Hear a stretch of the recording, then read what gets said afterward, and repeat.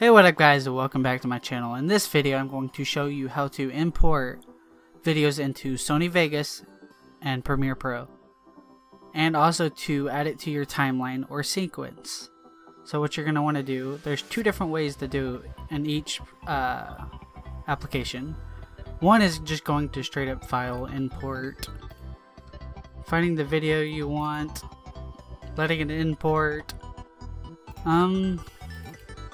go double click on it, add in points and out points, and then you can drag it by audio or video only, or just straight up drag it in, and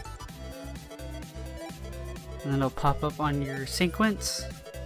To make a sequence, what you can do is file, new, sequence, and then find the one that best matches your video settings. I made my own, so I just went like that and made mine, drag it in, and there is Premiere Pro on how to import videos into a sequence and your timeline and into the project.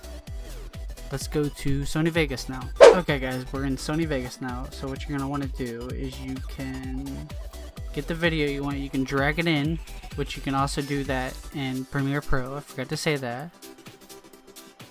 And then what you can do is to add it to your timeline, you can just drag it down, or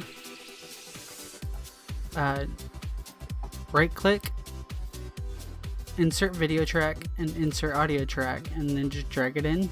It's better just to straight up drag it down to your timeline and then add video tracks when you need it. Also, you can do the same thing like you can do is file, either open or import, both will work.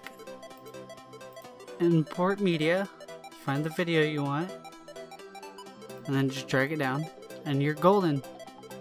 I hope you guys liked this video. If you would like to see more tutorials like this, leave a comment down in the description and subscribe. If you have a certain video topic you want me to do, like on how to add a green screen or stuff like that, just leave it down in the comments and I will answer it and then probably upload another video about it.